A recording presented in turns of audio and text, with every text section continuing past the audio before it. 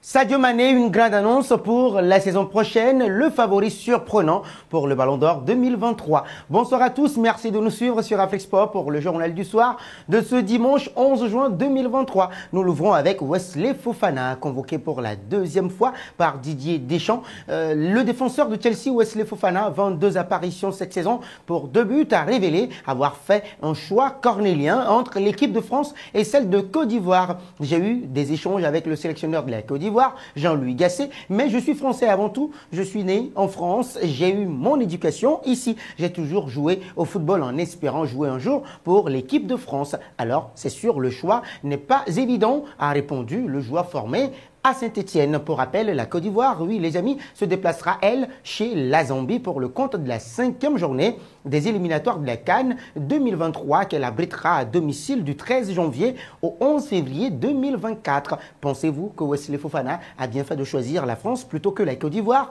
Vos réponses seront attendues en commentaire. On passe maintenant à Houssem Aouar. En mars dernier, Houssem Aouar décidait, oui les amis, d'annoncer son choix de rejoindre la sélection d'Algérie après avoir côtoyé l'équipe de France pendant tout son début de carrière. Finalement, pour la trêve de juin, le sélectionneur de l'Algérie, Djamel Belmadi, a décidé de faire appel à Houssem Aouar pour sa première convocation. Donc, un choix qu'il a justifié en conférence de presse ce dimanche. Il dit ceci, écoutez bien, il n'a pas beaucoup joué, il a un manque de temps de jeu, évidemment, mais j'ai pensé que c'était important de le faire venir maintenant pour gagner du temps de jeu dans son adaptation. Il va participer aux 2 matchs lors de cette trêve, mais on aura la vraie version d'Aouar avec son potentiel complet. En septembre-octobre, on aura un joueur de niveau mondial. Je le vois comme ça, on lui souhaite du succès. Houssem Aouar peut-il s'imposer, oui les amis, dans la durée avec la sélection algérienne? Vos réponses sont attendues en commentaire. Parlons ensuite des Lions indomptables du Cameroun. Dans une rencontre âprement disputée, les Lions indomptables du Cameroun ont fait jeu égal contre le Mexique après avoir mené 2 fois au score. C'est un nouveau match sans victoire, le 3e consécutif pour les Lions indomptables. En effet, oui, justement, les coéquipiers de Nicolas Nkoulou, capitaine d'un soir, n'auront pas pu faire mieux qu'un match nul face au Mexique de partout. Malgré une nette domination des Mexicains, c'est le Cameroun qui se procure les meilleures occasions. Les Lions des Indomptables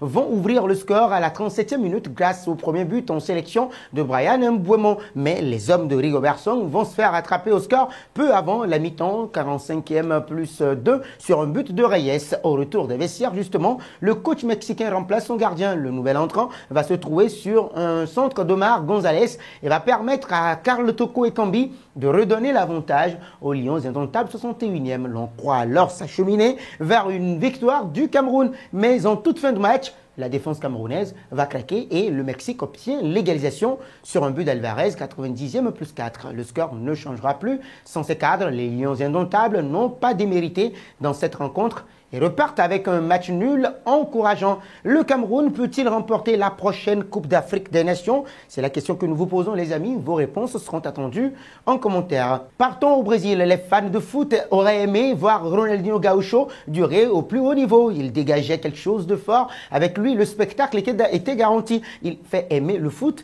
à tout le monde. Dans une récente interview accordée à RMC Sport, Ronaldinho a mis un compatriote devant lui. Pour la légende du FC Barcelone, Ronaldo Luis Nazario de Lima est le roi incontesté de la Joga Bonito, le dribbleur préféré. Pour moi, Ronaldo Nazario a changé le football. Il était le numéro 1. Il a changé notre façon de jouer au football avec la force, la vitesse et la technique tout ensemble. Il a commencé à faire des choses que personne n'avait jamais vues auparavant. J'ai copié beaucoup de choses et nous avons joué ensemble. C'était génial, a expliqué Ronaldinho Gaúcho lors d'un entretien avec RMC à l'occasion de sa retraite. Partagez-vous cet avis de R10.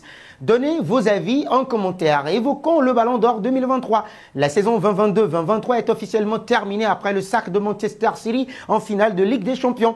Et pour les bookmakers, place au bilan. Selon eux, Lionel Messi est toujours le favori pour le Ballon d'Or 2023 devant Erling Braut Haaland, malgré le triplé historique de Manchester City. Après 2 titres consécutifs de Ligue 1, la Pulga quitte le Paris Saint-Germain et rejoint l'Inter Miami en MLS.